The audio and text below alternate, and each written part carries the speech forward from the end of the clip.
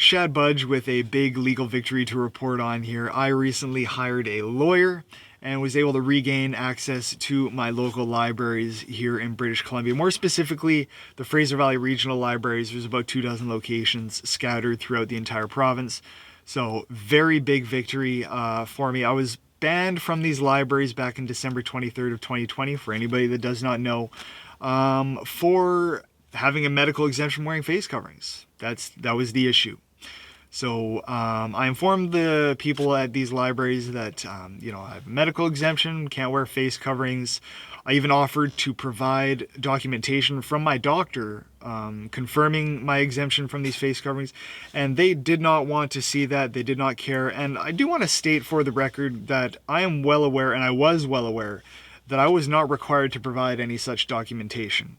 It was just something I was doing out of kindness, out of courtesy, to proactively try and prevent the discrimination that so many people go through, right? When you're unable to wear face coverings. So I just did this, proactively, and they did not care. They did not want to see my medical documentation. They just strictly said, hey, you're not allowed in these libraries without a face covering on, regardless of your medical exemption.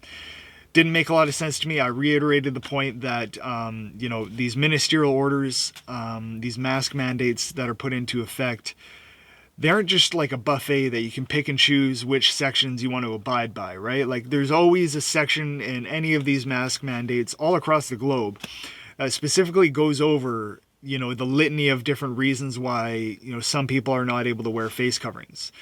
And the section in the Ministerial Order 425, if I recall correctly, is Section 4, and they did not care. They did not want to abide by that. And finally, I brought up the point that their own website clearly stated in writing that people who are unable to wear face coverings for medical exemptions are allowed inside the library and do not have to wear face coverings while inside the library. And that was stated very clearly on their website. They just said that they didn't care about that policy and that I wasn't allowed inside the library. So I ended up calling the police for help. Police show up about an hour later, and they try and say that there's no such thing as an exemption for wearing face coverings. Say there's no such thing as exemptions, literally.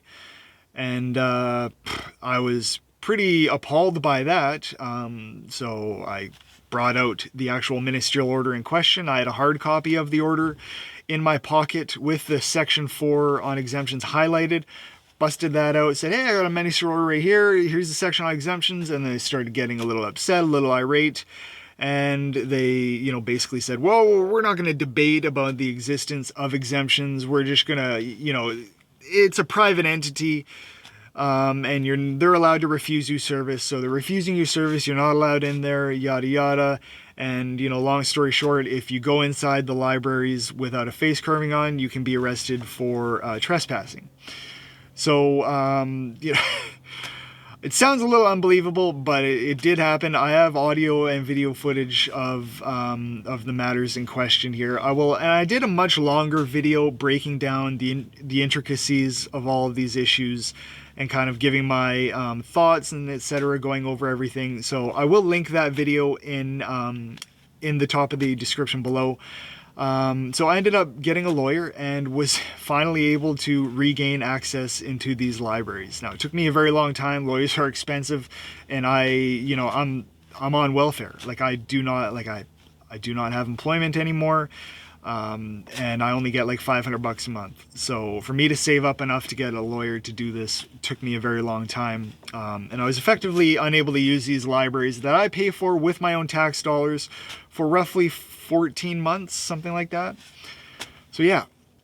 And I should elaborate on how important libraries are to homeless people. I know it's something that many people may not consider unless it's specifically addressed.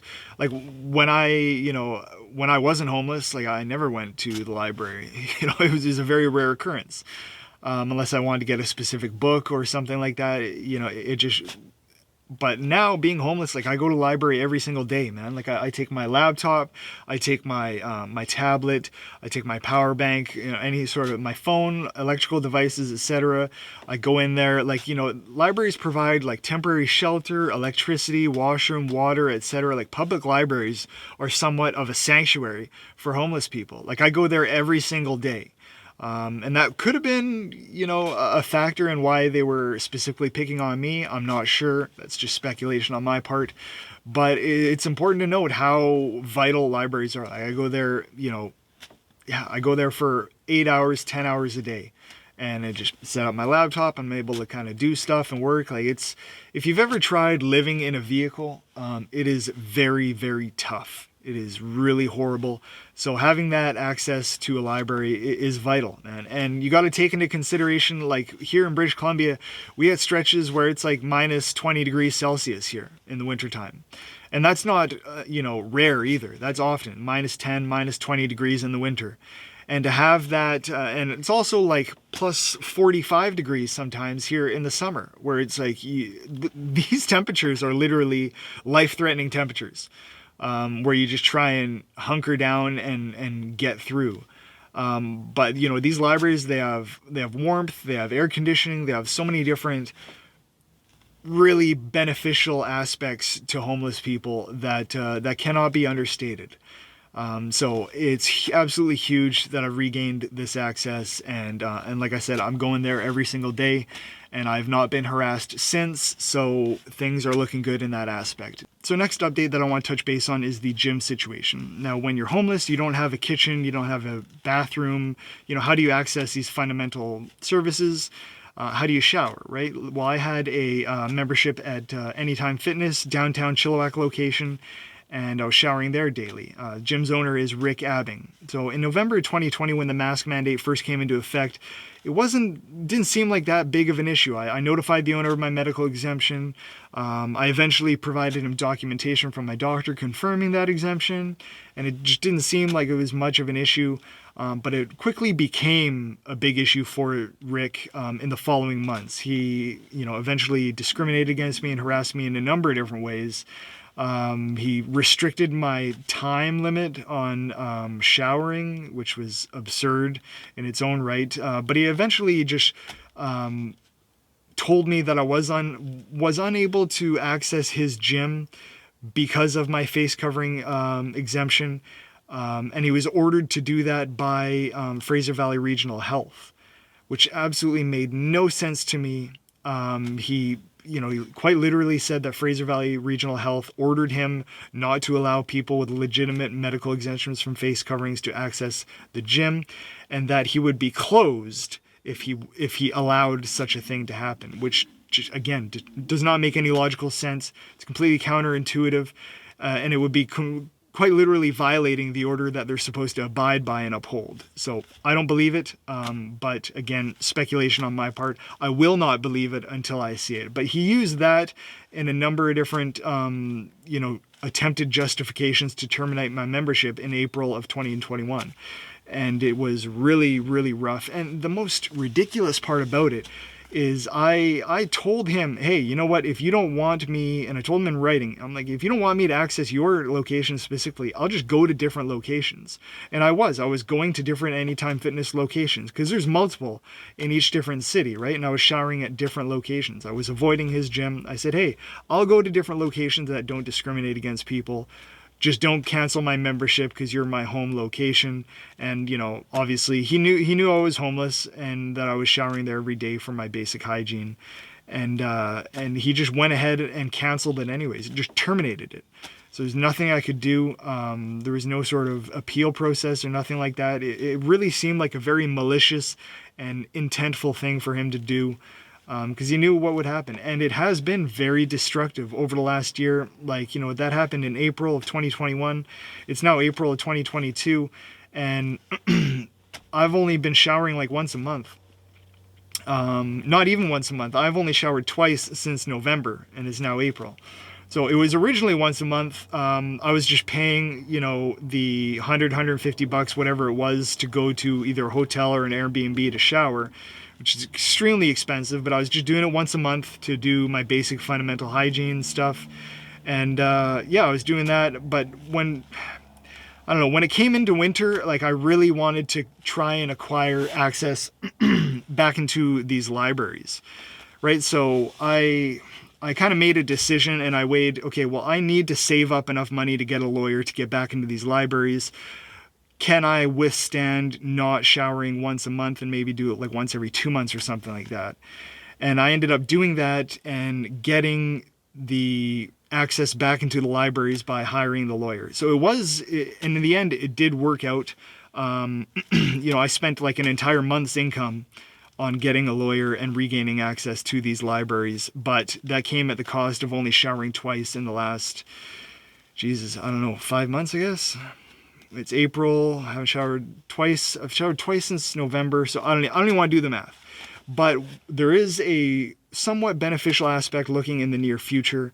So vaccine passports are apparently coming to a temporary end here in the next week or two in British Columbia. So right now, I had an issue where I wasn't able to get another membership at a gym last year because my medical exemption for wearing face coverings.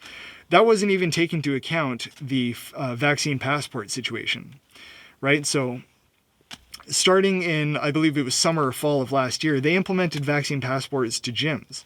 That is temporarily coming to a close in the next week or two. So I'm going to try and get a membership at a different gym for, however long I can until vaccine passports are implemented again. So I'm going to try and do that, and hopefully that happens within the next week or two. But that's kind of where I'm at on that. So I have reached out to a number of different legal firms and entities and lawyers and stuff like that, and kind of gone over and trying to see if we can set a precedent within a court of law here. And I get the same reaction from every single legal professional I speak with. They're all appalled. They can't believe what's going on. More importantly, they can't get over the library fact, considering the library is a governmental entity. And the whole thing with, their policy that's posted online, and, the document that I was offering from my doctor, and, the ministerial order which they were violating, and, the police that I called for help, which instead of de-escalating the situation, exacerbated the, fundamental civil rights violations that were going on. All of these things, everybody that I talk to within the legal field, they just say, go after the library first, set the precedent, and then go after other places like the gym and etc. afterwards. So I am trying to, find a pro bono litigator that would be interested in doing so. I mean, we have a huge opportunity to set a very favorable precedent on the matter. At this point in time, there has been no civil cases adjudicated on regarding medical exemptions from face coverings and the harassment and discrimination that comes with that. So I would love to set the precedent. I have an incredibly favorable case here that the courts could not deny, right? So, I mean, it's a winner on its face. It's a guaranteed slam dunk from everybody I'm speaking to. I just need to find the litigator that would be willing to take it on a pro bono basis. So, if anyone knows of any litigators that would be interested in doing so, please let me know. I have, all my contact information in the description below. I have already spoken with the JCCF, which are doing fantastic work, Justice Center for Constitutional Freedoms. They love the case, but they cannot take on any new cases due to the financial restrictions that they have. They already have too much on their plate. But more on that, or more importantly, if anybody knows of any, occupational opportunities within the city of Chilliwack, British Columbia, please let me know. I do have to stress that I can't do physical labor anymore. I have a couple herniated discs in my lower back. So I did construction the majority of my life. I just can't do it anymore. My back is destroyed. But I do have a number of different suits, dress shirts, etc. I'm certified with the Vehicle Sales Authority of British Columbia. I used to be a vehicle salesman in car dealerships. But I have a number of different other skills that, I can do website design. I created my own website. You can check that out in the description below. Even if there's any independent media, that are looking for like a video editor or even like a journalist of some sort, that want to, I know a lot of the times they have trouble getting into certain events or asking high-level officials certain questions because they're known for asking tough questions, etc. Like, I'll get in there, man. Like, I'll just, any sort of help, whether it's, like, just anything. I'm not saying that I'm a master or an expert in any of these things. These are just things that I'm proficient in and able to do. So any sort of non-physical labor occupational opportunity within Chilliwack, British Columbia, if anybody knows anything, I would be absolutely grateful for that kind of information. Throw it towards me. I do want to keep this video as short as possible, though, so I will just leave you with: tyranny does not come from tyrants. Tyranny comes from mass compliance. Peace out and be safe.